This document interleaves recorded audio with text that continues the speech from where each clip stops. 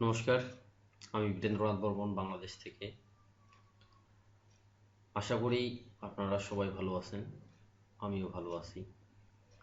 তো চলুন দেখা যাক আজকের পর্বে কী থাকতেছে। গতকাল আপনাদেরকে দেখিয়েছিলাম যে কিভাবে আপনারা ফিল ব্যবহার করবেন। তো আর স্ট্রোকের কিছু টপিক শুধু বলছিলাম যে স্ট্রোকটা আসলে কি। চলুন আজকে স্ট্রোকের ব্যবহারটা দেখি। ফটোশপ ওপেন করলাম, কন্ট্রোল এন প্রেস করে নতুন ফাইল নিলাম। এখন নতুন ফাইল নেওয়ার পরে আমি যাব আবার এখানে এডিট মেনু। দেখুন এখানে স্ট্রোক বর্তমানে কি আছে, যে উজ্জ্ব হয়ে আছে। তাহলে এটাকে এখন দেখানোর জন্য আমাকে কী করতে হবে, যে সাপোজ কোনো একটা নিলাম, যে সাপোজ এইটুকু আমি সিলেকশন করলাম। সিলেকশন করে আমি যদি এখানে শিফট চিপে ধরে যদি টান দেই, তাহলে দেখুন যে এটা কিন্তু গোল আকারেই হচ্ছে, গোল থাকবে। কিন্তু যদি আমি শিফট ছাড়ে দিয়ে দিই, যে আমার ইচ্ছা মতো আমি করতে পারবো, কিন্তু শিফট যখন চাপবো দেখুন যে এখানে গোল হয়ে থাকবে। তাহলে এখানে দেখুন যে সিলেক্ট করলাম সার্কেল একটা। তো এখন আমি চাচ্ছি কি, যে এটার উপরে আমি স্ট্রোক দেব। স্ট্রোক মানে কি, চারপাশেই দাগ আকারে থাকবে কিন্তু ভিতরে ফাঁকা থাকবে। তাহলে চলুন প্রথমে যাব আমি এখানে, এখানে গিয়ে এই যে স্ট্রোকে ক্লিক করলাম।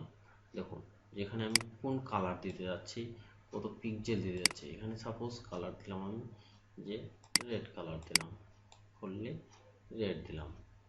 ওকে, ওকে দিলাম। দেওয়ার পরে এখানে আমি চাচ্ছি যে কত পিক্সেল, সাপোজ আমি চাইলাম 10 পিক্সেল দিলাম, 10 পিক্সেল। তো দেখুন এটা কি ইনসাইড না সেন্টার না আউটসাইড। আমি এখানে সেন্টার থেকেই দিছি, যে সেন্টার থেকে হবে। দেখুন কেমন হয়, এই যে হয়ে গেছে। তখন দেখুন যে আবার দিলাম কন্ট্রোল জে দিলাম, দিয়ে আবার চাচ্ছি যে আমি এই যে আবার স্ট্রোকে গেলাম। স্ট্রোকে গিয়ে এখানে আমি চাচ্ছি কি, এটা ইনসাইড।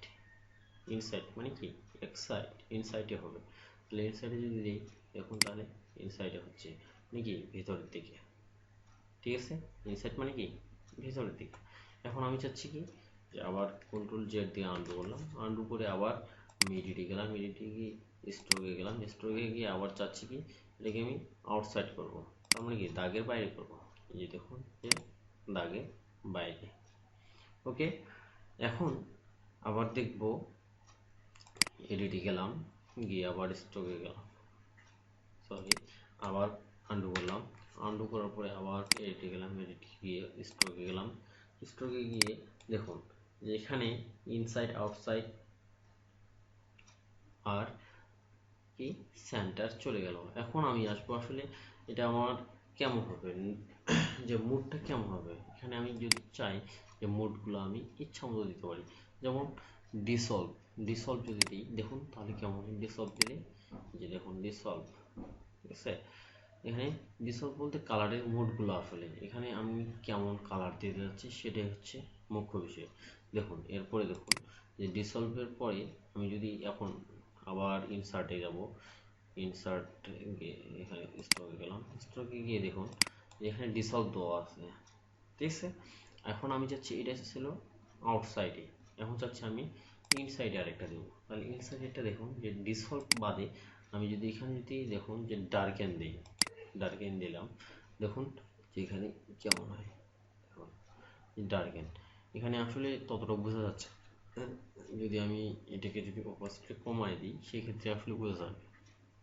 দেখুন তাহলে এখান থেকে আবার আমি কন্ট্রোল জেড দিয়ে আন্ডু করলাম। আন্ডু করার পরে এখন এটিকে স্ট্রোকে গেলাম, স্ট্রোকে গিয়ে আমি এখানে ওভারলে করে দিলাম। ওভারলে করে দিয়ে দিলাম যে ইনসাইডে দিলাম।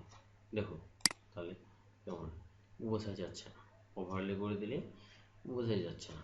তো এক একটা কালারে আসলে আমরা ওটা বুঝতে পারবো যে যখন আমরা ফটো এডিটিংয়ের বেশি কাজ করতে যাব, তখনই আমি সেটা সম্পর্কে আরও স্পষ্ট ধারণা দিব। তো স্ট্রোকের ব্যবহার আসলে এখানেই শেষ না, আরও অনেক ব্যবহার রয়েছে স্ট্রোকের।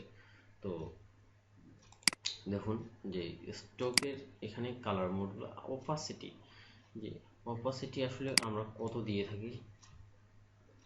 যদি আমি ফুল যে কালারটা সিলেক্ট করছি সেটা যদি আমি ফুল চাই সেক্ষেত্রে আমি অপাসিটি ব্যবহার করবো কত, যে 100। যদি আমি চাই কম তাহলে কম ব্যবহার করব।